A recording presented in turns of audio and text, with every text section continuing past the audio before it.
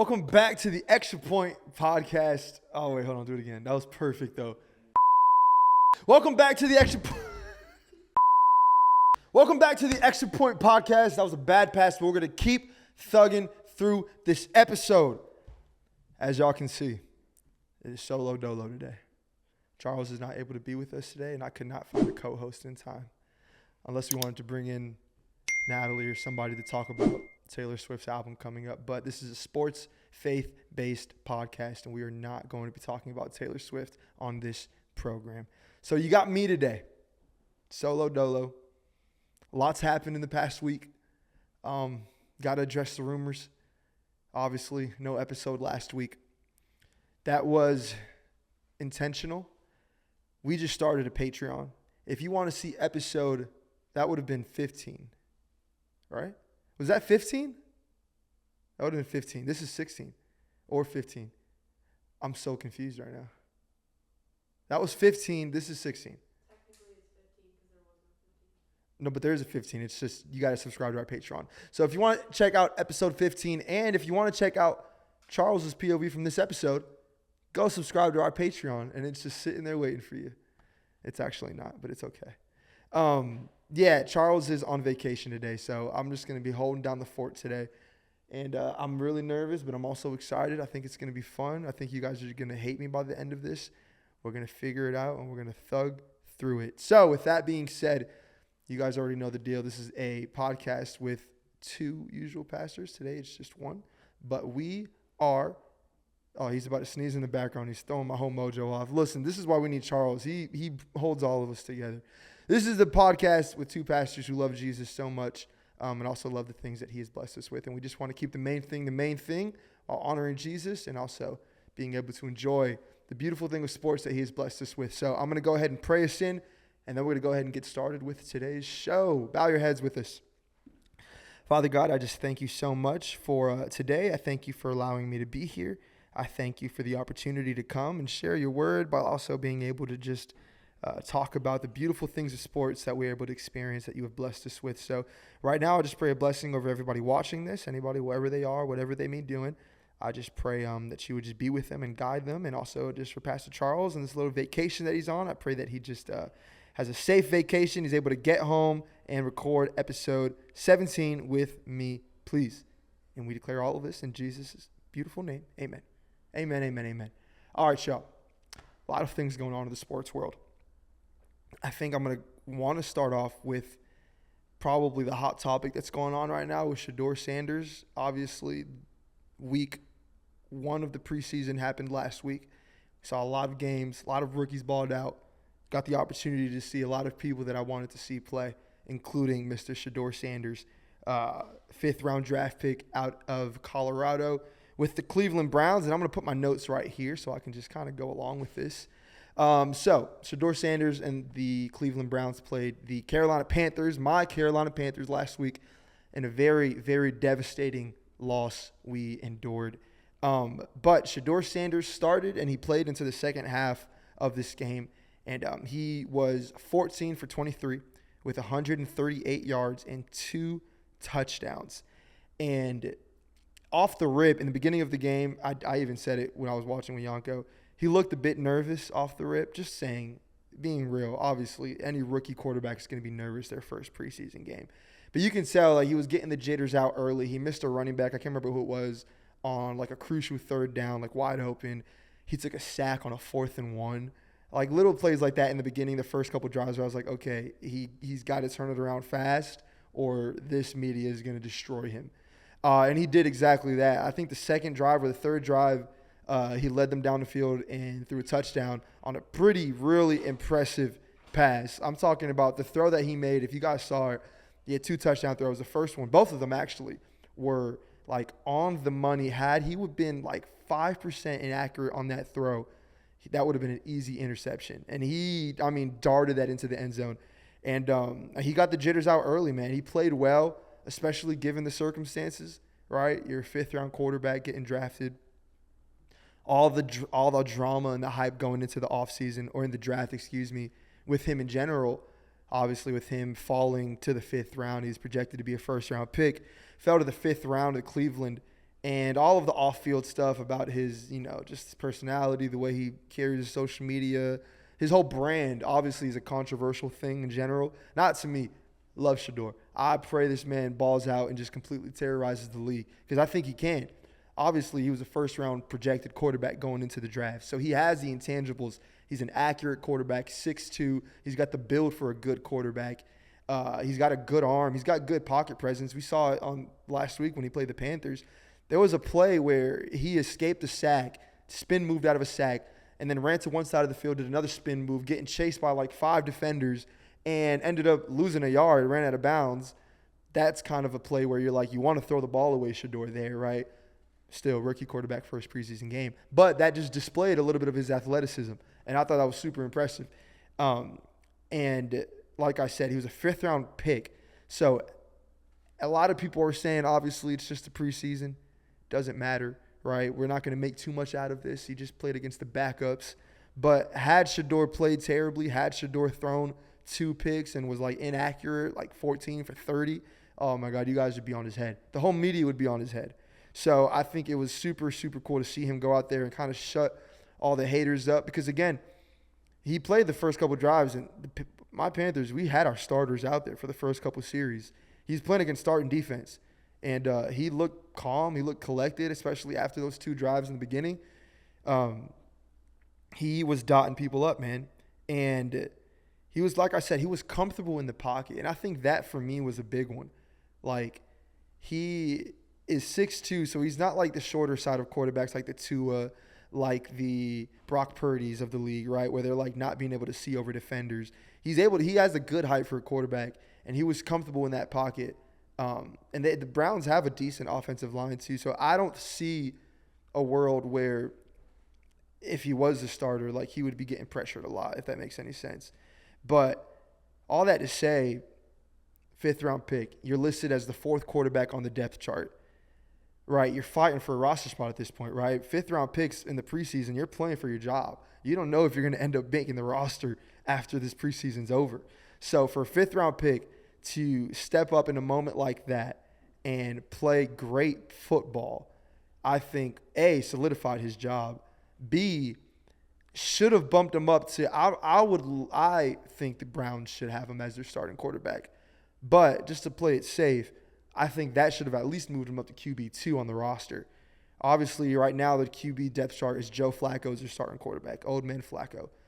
The 2 spots, Kenny Pickett. We've seen what Kenny Pickett's done for the past 2 years. It's been nothing, right? He's not really a viable backup quarterback. And for the Browns, who are not really playing for anything, they're not playing any meaningful football, I don't think it's a fair representation right now for you to have Kenny Pickett above Shedeur Sanders. I just had a brain fart. And then the 3rd man is Dillon Gabriel, who obviously coming out of Oregon, Heisman candidate, came out. He had a rough camp. I saw the reports. He wasn't playing great. He had a hamstring injury. I think right now the depth chart should be Flacco, Shedeur, Dillon Gabriel, Kenny Pickett, right? Dillon Gabriel's got some catching up to do, I think, right now. And like I said, in my own world, he has the highest selling jersey on your NFL team. He is a charismatic NFL player, right? He's not one that has a bad attitude. You saw the post-game where he had that encounter with that press conference dude, the interviewer, where he was saying, like, bro, all you write is negative stuff about me, but ended up laughing it off. Like, he's got a good smile. That's the type of quarterback you want on your team representing you post-games, right? He's got good attitude. He's got good charisma. Obviously, he's a Christian. He's a believer, so that even bumps him up for me in itself. But I think he earned it, man. I think he earned it. I think he earned a starting quarterback spot for that team. They're not playing meaningful football. Why not give Shedeur the reins to this offense? He looked good in the preseason. I think he's going to start again against Philadelphia this weekend. And just try it out. What's the worst that can happen? You guys end up going, 4-12, 4-13? And what? You miss out on the playoffs? You're not playing for the playoffs anyway. And next draft is one of the most loaded quarterback classes of all time. Not of all time, but of recent memory. And if Shedeur doesn't work out, listen, you get a top draft pick next year. You end up getting a good quarterback. You get rid of Deshaun Watson. You get rid of Kenny Pickett. You guys are set. But yeah, shout out to Shedeur. He balled out. Another thing that I saw, okay, he has the highest selling jersey, right? We noticed that. But when the Browns announced Shedeur to be their starting quarterback for this preseason game, their tickets jumped up over $100. I think there was $12 to begin with, ended up coming up like $130, $140 because of Shedeur's name. And if you watch the game, I mean, that stadium had Shedeur Sanders jerseys all. I don't think I saw any other Cleveland Brown jersey in that stadium. They were all 12 Cleveland Brown jerseys. And you got to give the dude his respect. He's your highest rated he's the highest selling jersey on the team. He balled out in the preseason. There's no reason why you should be starting old man Flacco. You're not winning games. You're not playing for contention. Give the rookie the spot. He earned it, and I think he'll continue to earn it. But aside from that, there was a lot of other preseason game. We saw Cam Ward play. He played for a few drives.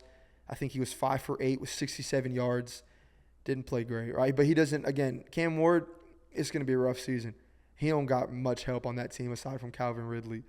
Like, that offense is not really good. And I saw he got disrespected on Madden. I think he was like a 71 overall. I think that is disrespectful for the number 1 draft pick. And I saw Kim Scatterbo. Even some undrafted players were rated higher than the number 1 pick in the draft. And I get it. Quarterbacks are harder to rate on Madden just because it's a more difficult position. But, again, at least a 76, 75 for the number 1 draft pick, right? Like, that's crazy. We saw Travis Hunter play both sides, offense and defense. Didn't look great on offense. The dude had, I think, 2 catches for 9 yards. But on defense, he was targeted 0 times. So take that for what it is. I don't think that's sustainable. I don't think if he starts the season off that way, I think it goes maybe 3 games, 4 games max. I just think it's too much on your body to ask for a player, a rookie, to play meaningful snaps on offense and meaningful snaps on defense. Like, he's not just some, like, gadget player who's, like, on the depth chart that you use on special teams and offense. Like, you traded first-round picks to get this dude. You traded up to get him. And I think you are just setting yourself up for a little bit of potential failure or potential injury having the dude play this many snaps. Don't think it's sustainable. The Giants played. If Pastor Charles was here, I would ask him what he thought about that game, but he's not here. But Jackson Dart actually looked good. He looked impressive. He was 12 for 19 with 154 yards with a touchdown, and I think he took over for Russ after like the first drive, maybe the second drive. He looked great. He really did. He was rushing the ball, scrambling. I think he had the most rushing yards on the team. Yeah, he looked good. I think the Giants found their quarterback, and if it blows up for them early with Russ, I don't think you should move on to Jameis or move on to I can't remember who the other quarterback on the depth chart is, but I think you got to give Jackson Dart the reins. Like, it's similar to what the Browns are doing. You're not playing meaningful football. I think you figure out if this is your guy, like, throw him in there. Let him get reps with the offense. Let him get reps on the team. See if he has the potential, because we saw him shine in the preseason. And, again, everybody's going to say, oh, he's playing against backups. He was also playing with backups on his offense. So it's not like he was out there playing with his starters. So he had to work with what he had, and he looked good. Abdul Carter looked great. He had some pressures early against Deion Dawkins, who's a Pro Bowl left tackle for the Bills. So Abdul Carter is going to be a beast. We saw CeeDee Lamb. He got rocked. I think he's out for the season. But if you saw the clip, you know. I mean, that dude got rocked by the referee. Like, insane. But overall, I was impressed. I was impressed with this preseason so far. Rookies showed out. My Panthers got destroyed, but it's okay because Bryce had a couple drives where he looked really confident, out of the pocket, scrambling. We saw my boy T-Mac drop some passes, but he had a deep ball for like 30, 40 yards on an outside route where he hit him right over the shoulder and he went out of bounds. Oh, my goodness. It was beautiful. You couldn't have drawn it up any better. And when we got to the red zone, T-Mac, quick slant, dropped it right in his hands. I think you'll get those jitters out early in the season or even in the preseason. But once it gets down to the regular season, I think Ted McMillan is going to be a problem for the NFL. And I'm drafting him early in fantasy. Thank you very much. Thank you very much. All right, that's enough football, I think. I think I covered it all for NFL. But I want to take some time because Pastor Charles is not here. I want to talk about college football on this podcast today, okay? Big college football fan. Me and my friends from Charlotte, we have a group chat. We talk about it all every day. Started up a college football Instagram account 2023, I believe, with a buddy of mine. He ended up taking it over, but I love college football. And right now we're in I think we have 1 more week or 2 more weeks, until college football starts. And I think this past weekend, the AP released their top 25 preseason standings. And I'm just going to go through it really quick and then kind of give you my thoughts, what I think going into this ranking.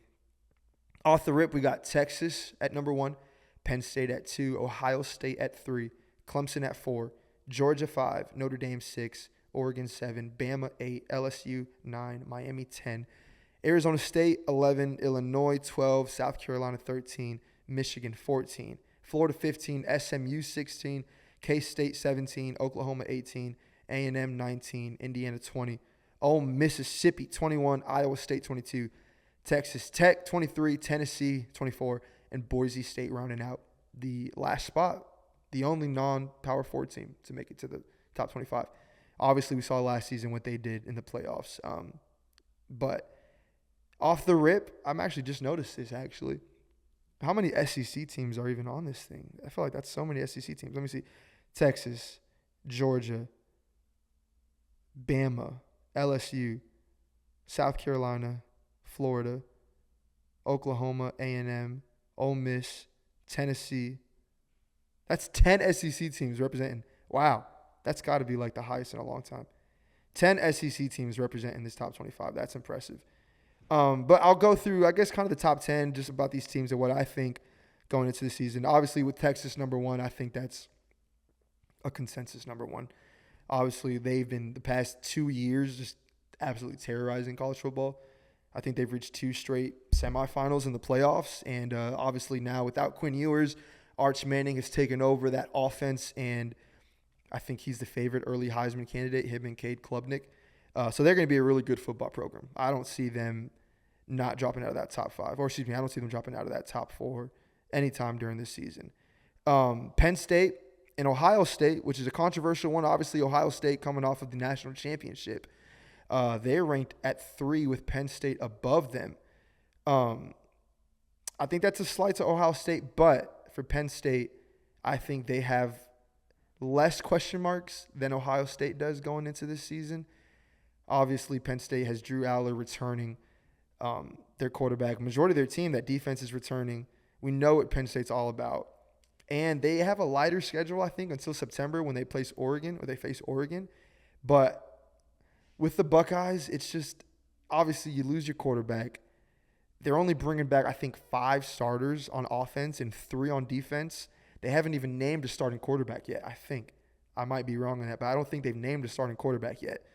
So there's just a little bit more question marks for me. So I would actually have them ranked 3 above below Penn State. I think that's accurate.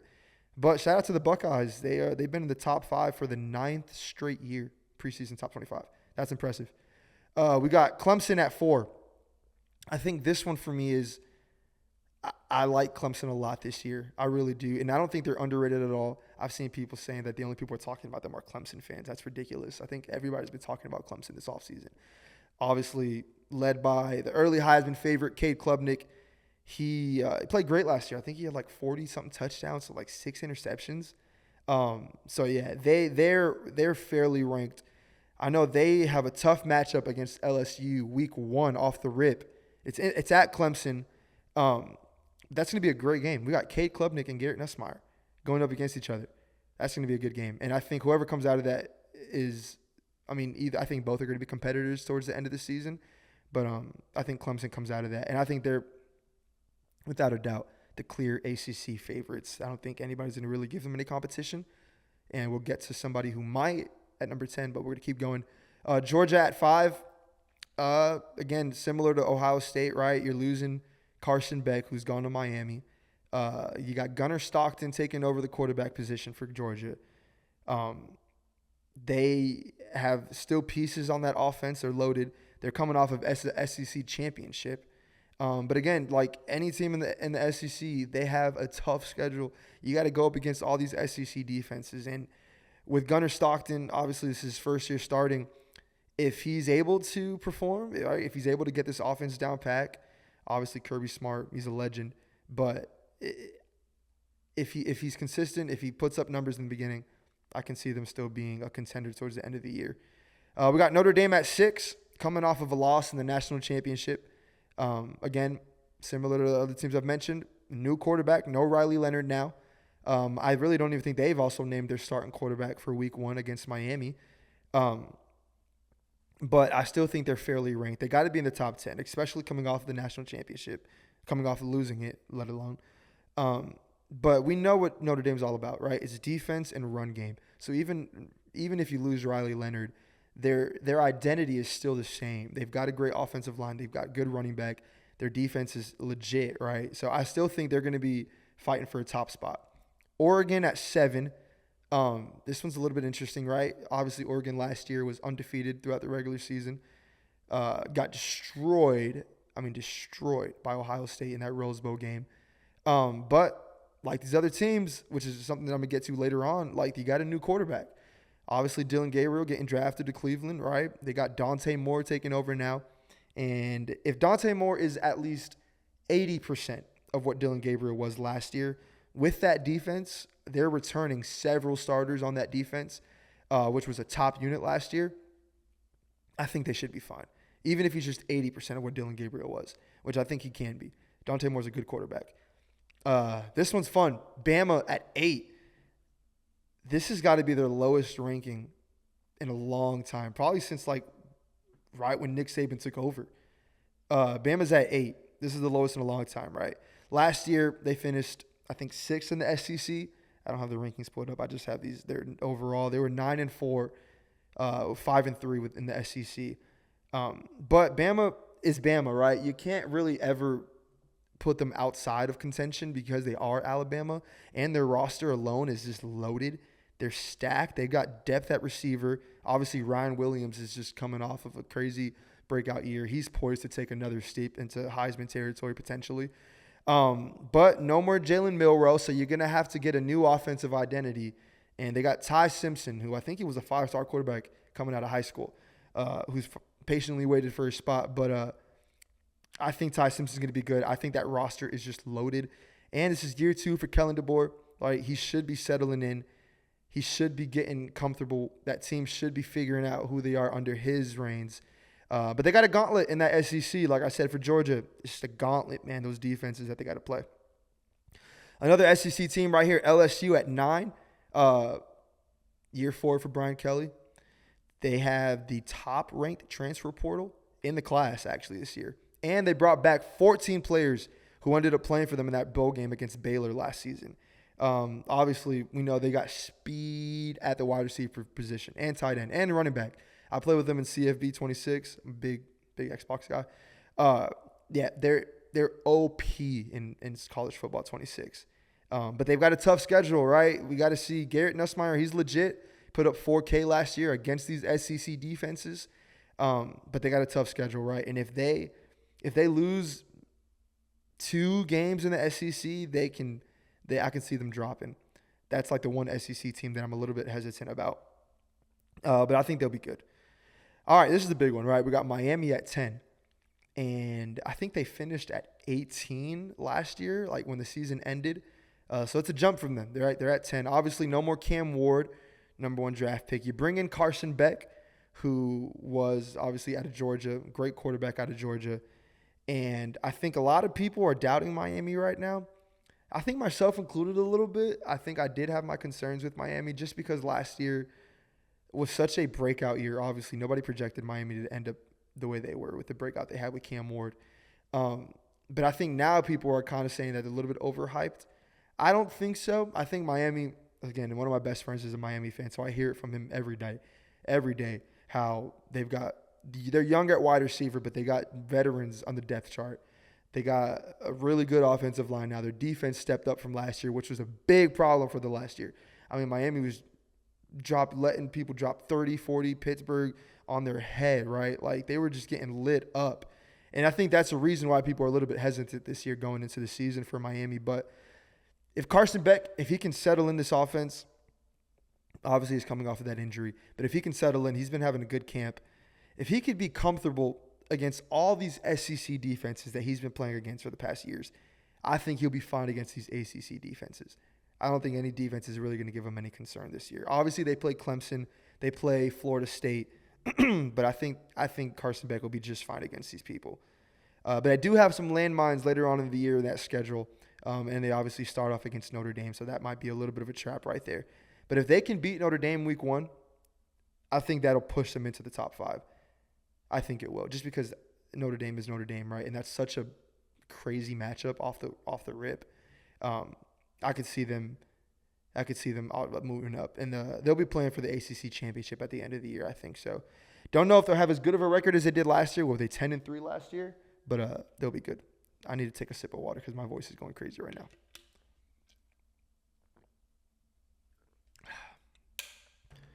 All right. I think I don't really need to go over the rest of these teams, right? We have, what else? Oklahoma at 18. I saw they weren't even ranked in one of these other polls that they released. I can't remember which poll it was, but they weren't even in the top 25. But obviously they bring in John Mateer, Washington State transfer, with his OC that he had at Washington State. And that defense has got playmakers all over that side of the ball. So a lot of people think they're overrated. I think they're perfectly rated right now. I think John Mateer is going to settle in, especially with that new OC. They've got weapons. The defense is legit. They got playmakers on that side of the ball. They haven't been as hot recently as they were previously, right? But if Brent Venables can pull it together, I think he'll keep his job. But if they end up struggling this year, I can see Brent getting fired. But I don't think they will.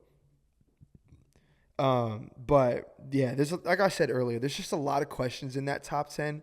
People are going to wonder why, Bama's that high, Miami, Oregon, Notre Dame, Georgia. Like, they're going to wonder why they're not higher than what they are already. I think Texas, Penn State, and Clemson, I think those would probably be my top 3, to be honest, just because it makes sense, right? We know what they are. They're not bringing in, they did bring in transfers. They brought in recruits, but like majority of their team is the same. Texas has got Arch. We know what Arch is. We've seen flashes of Arch. He's Arch Manning. He's going to be, if he declares for the draft, the number 1 draft pick. I don't think he will, though. We saw their family come out say he's probably going to play 2 more years at Texas. Crazy. Penn State, Drew Aller. Like, he's legit. He's a great quarterback. We know that. He's legit. We've seen him. Clemson with Cade. He's been their starter quarterback for 2 years now, or maybe, 2 years. He's legit. He just came off a crazy year. Great year. Clemson has a really easy schedule, I think, especially playing in that ACC. I think they'll be fine. But Ohio State, new quarterback. Georgia, new quarterback. Notre Dame, new quarterback. Oregon, new quarterback. Bama, new quarterback. Miami, new quarterback. Like, all of them just have too many question marks for me to put them higher or even feel as confident as those top 3 that I listed there. But it's going to be an electric season. Off the rip, week 1. I don't know when the last time this has happened, but we get 3 top 10 matchups set for opening weekend. We got number 1 Texas at number 3 Ohio State, number 9 LSU at number 4 Clemson, and we get Notre Dame number 6 at number 10 Miami. Like, week 1, you will catch me locked up in my apartment, lights off, door locked, phone on DND, watching these games. I just can't wait. I can't wait for college football to get here. It's going to be an electric season. I'm obviously, as you can tell, a Tar Heel fan. I have a little bit of hope in our season. Obviously, we're bringing in Bill Belichick this year, greatest head coach in football history, right? I think so, personally. Him, Nick Saban, I think they're up there as top 2. But we bring in Bill Belichick, which that in itself was probably the biggest surprise this offseason, that Bill Belichick returned to football, let alone football, but he returned to UNC, college football. Crazy. But we have a transfer quarterback in Gio Lopez, who I think is a dog. He's an athlete, dual threat quarterback. He could run the ball. He's got good pocket presence. He is a redshirt freshman. And a lot of our team was remaining, like, we didn't really lose much people. We lost our starting running back, Amorion Hampton, to the draft. We lost some receivers. We lost our starting tight end. But we have receivers that were buried on the depth chart that have been grinding, and I think they're going to take that next step. Kobe Pysor, J.J. Jones, And our running back is, I don't know who even our top running back is right now. We haven't named a starting running back yet. But all of our running backs that we have, except for 2 freshmen, have been on our team. So we've got continuity. That's a word. Defense is remaining the same. And obviously Bill Belichick, his MO has always been defense. And he's got his son coaching our defense right now, Steve Belichick. So I think we're primed to go. And this might be bias, but I think we have a really easy schedule. We avoid Miami this season. We avoid Clemson. Oh no, we play Clemson, and we play TCU week 1. In a perfect world, I think the only games that we're not favored against, or that we're not favored in, are week 1 against TCU, and then I can't remember. I think it's either week 8 or week 9 for Clemson. Those, I think, the only 2 games that we're not going to be favored in. So I think we have a favorable matchup. I think we can go 9-3. I think 9-3, but 8-4 would be I would be happy with 8-4, and we get a bowl game. I really would be happy with that. But it's going to be a fun season, man. All right, that's enough football from me. Hey, guys, I want to pause you from the video to bring you today's extra point, and it's just me today, so go with it. Today's extra point is going to be out of Genesis 50:20, and it's reading that you intended to harm me, but God intended it for good, to accomplish what is now being done for the saving of many lives. And we have been going through this, I don't know if it's a book or a workshop called Freedom with our staff at the church. And it's been amazing. I mean, it's been perfect. But this week we were talking about the kind of the process and how we are to enjoy the process before we get to where we're going to get to. Before God takes us where we have to get to, there's a process that we have to endure before he refines us, right? It's the refining process. That's what we were talking about. And I read this verse, and I felt like it related a lot to what we were talking about in our staff freedom class yesterday. And more importantly, I just connected with it overall because there was a moment in my life, I think probably 2019, where I was riding on a spiritual high for a little bit. I feel like the Lord had just been telling me things, and blessing me with certain opportunities and allowing me to be a part of all these cool things. I was still super young and immature at the time, but the Lord was kind of working in my life in a way that I was enjoying it. And then out of nowhere, things had kind of got shaken up a little bit, and the ground just broke below my feet. And I was super confused. I was like, Lord, what is this all about? I feel like it's just been nonstop blessing after blessing. And you told me that you would give me more. You told me this was going to happen. You told me this was going to happen. And I think that season of my life just really, really confused me. And I was still really immature in Christ at that age, let alone as my actual age. But as we're going along with this, that just brought me back to that time of my life where I didn't see the bigger picture. And it's obviously super easier to say that in the moment, oh, there's a bigger picture. There's something on the other side of this. But it's true. It's really, really true. And I think the story of Joseph is one that relates to this situation. But even there's so many stories in the Bible, probably. In Scripture, God rarely gives somebody a calling and then drops them straight into it. There's always going to be a season in between, right, where you're going to be tested. Your character is going to be tested. Your faith is going to be tested. Your obedience is going to be tested. And it's going to be refined during that middle season, right? During the season, after you get a lot of good stuff right, then the Lord kind of tests you a little bit. That's where you're getting refined. It's kind of just that middle area where it's really uncomfortable.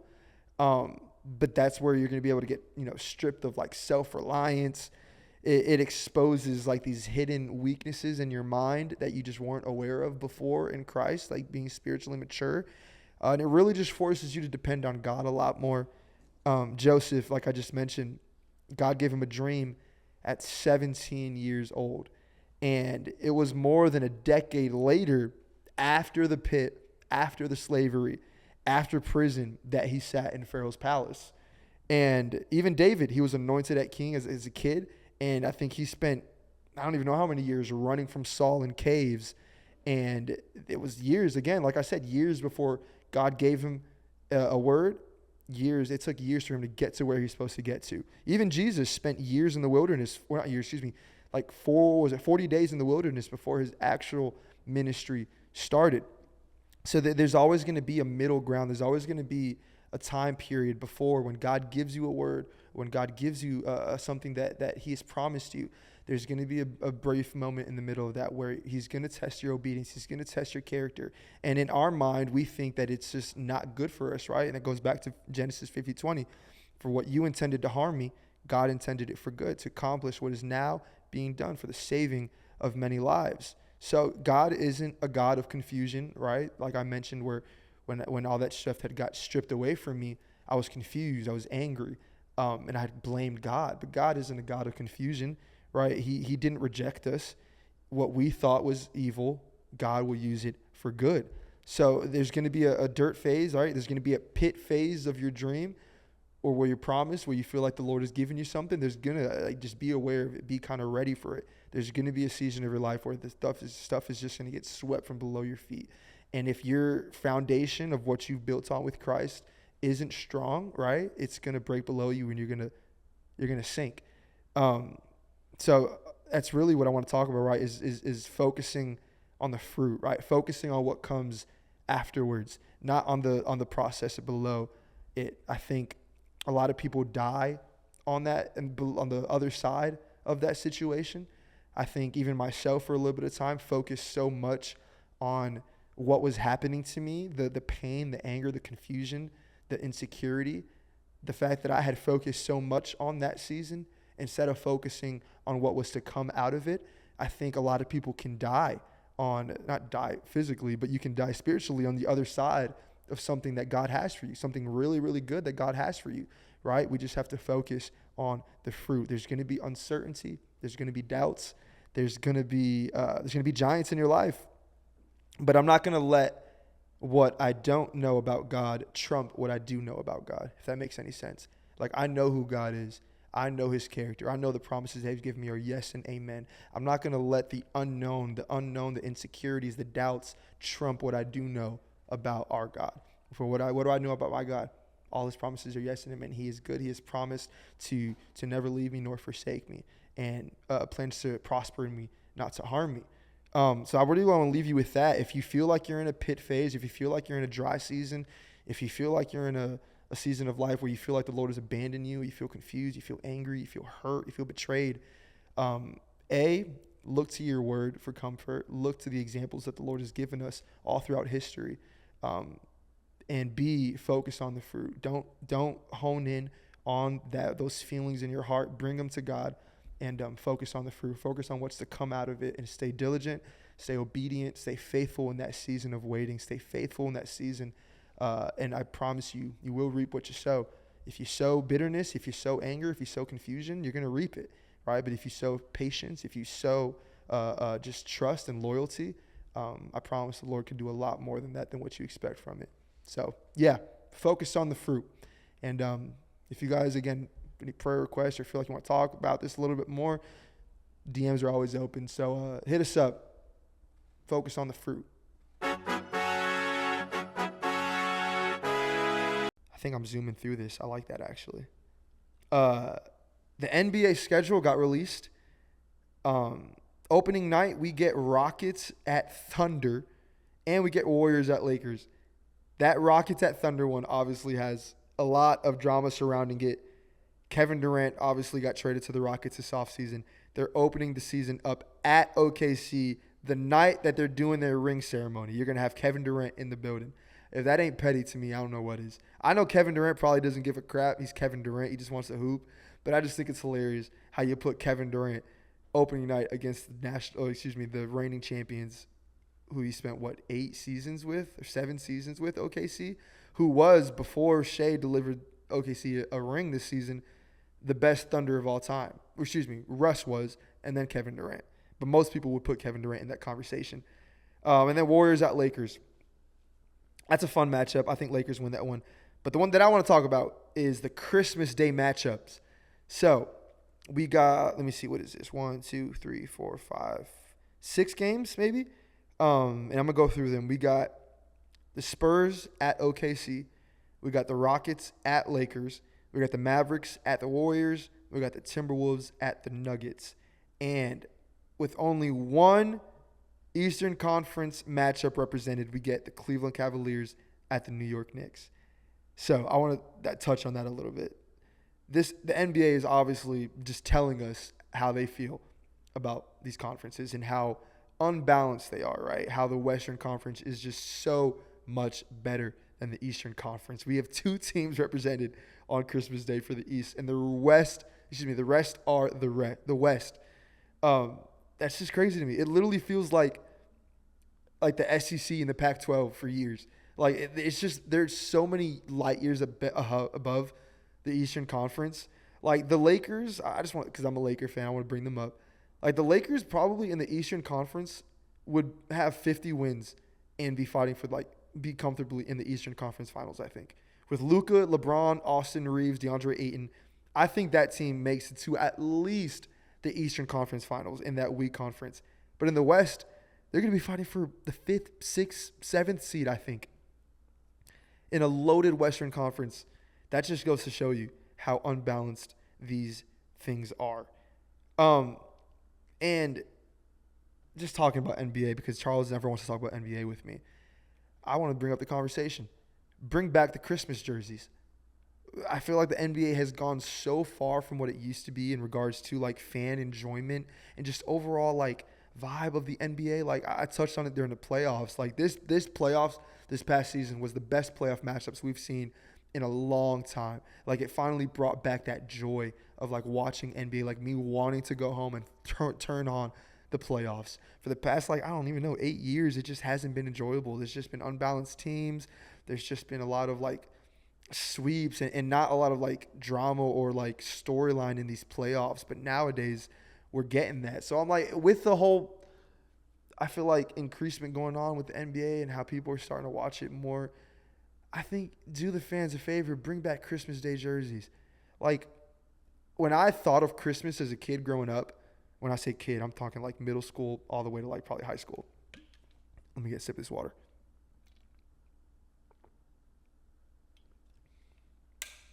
When I was a kid, the highlight for me of Christmas year and Thanksgiving, but mostly Christmas, was obviously waking up opening presents.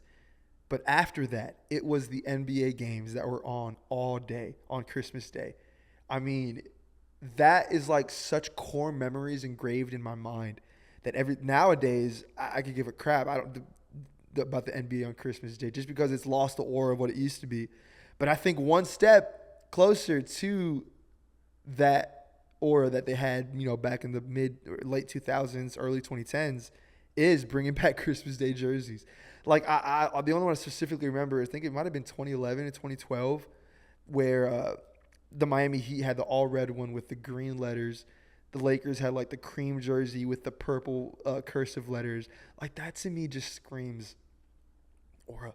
And I don't know how else to say it other than just NBA is just not as enjoyable as it was back in the day. But I think you should bring them back. Okay, what else we got here? You know what? I actually missed. Let me try something here just so we can say that Charles was on the episode. I want to get his thoughts on that. We're going to FaceTime Pastor Charles.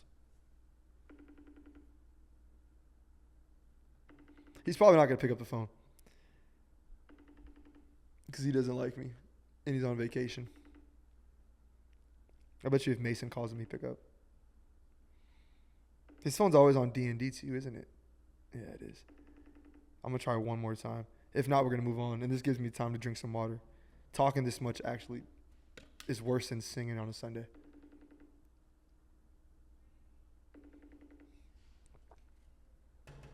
Nope. Oh, he picked up. Hey, man.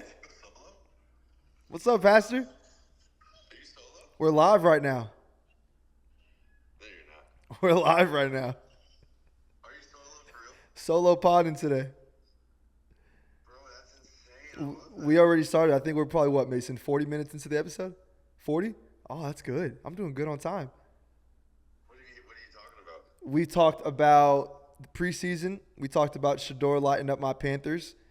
We talked about Jackson Dart and what's his name? Abdul Carter. Talk about Jackson Dart. How you talk about Jackson Dart without me? I know. Well, you're not here, brother. So, you got to tell the people why. Obviously, you got another tan right now. You got a tank top on. It looks like you're at the beach or something. Yeah, I know we're at Myrtle Beach. Bro, Jackson Dart was the best looking rookie quarterback. I want to be on the record saying that. Say that again to the mic. Jackson Dart was the best looking rookie quarterback week 1 preseason. You think he looked better than Shedeur? Yeah. Yeah, I think. Shedeur double spin was nice. Yeah, but even though he lost a yard on it, it was nice. He should have threw the ball away. He lost a yard. No, I did mention that Jackson Dart looked really good, and I think if He the looked like a legitimate quarterback. he did, and I said that I think if Russell Wilson struggles early, I don't think they move on to Jameis or anybody else. I think they have to go to Jackson Dart. Yeah. They have to. Bro, and Abdul played. He rushed on 3 snaps, and Yeah, he each did. snap he Pressure. got a pressure. Against Pro Bowl left tackle Deion Dawkins. Yeah, Bro, I mean, I gave them their credit. The fans are a witness here. Fans, that was weird. I shouldn't call them fans.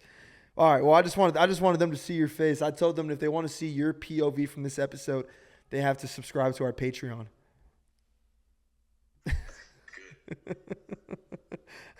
throw in our fantasy rankings. Yeah. Well, I'm not even talking about fantasy on this episode because you're not here. So we love you. We'll see you next week, right? You're going to be back next week. Yeah. Okay. You're going to control the reins next week. All right. I'm going to finish this episode out. Bye. He had a Tar Heels hat on. I didn't even say that. He had a North Carolina Tar Heels hat on. But what else is going on in the sports world, Mason? I saw Dak Prescott before they played the Rams last week. He had a quote with, I think it was the owner of the Rams or the coach. He told them that they'll see them in the NFC Championship. And I just thought that was hilarious. I don't think the Cowboys have made an NFC Championship in over 30 years. So it's just ironic that he mentioned that. The Cowboys, I think they're over-under right now for the season is at, 7.5 wins.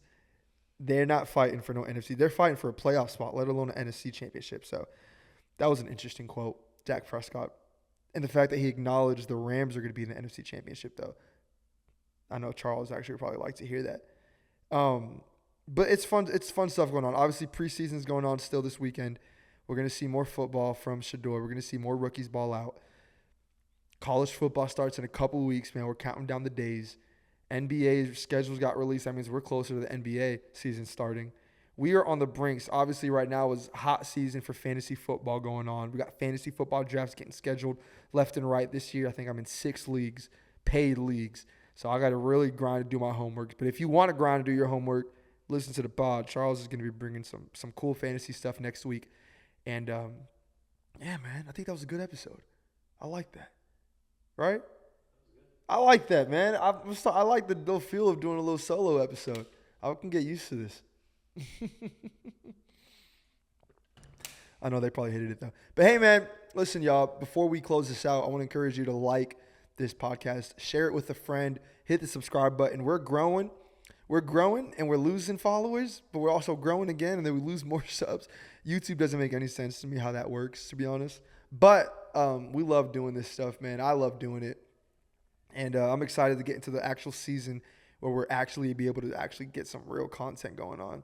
So, yeah, be sure to share this with a friend, like and comment. And we'll see y'all next week for episode 17 with Charles back in the reins. Peace.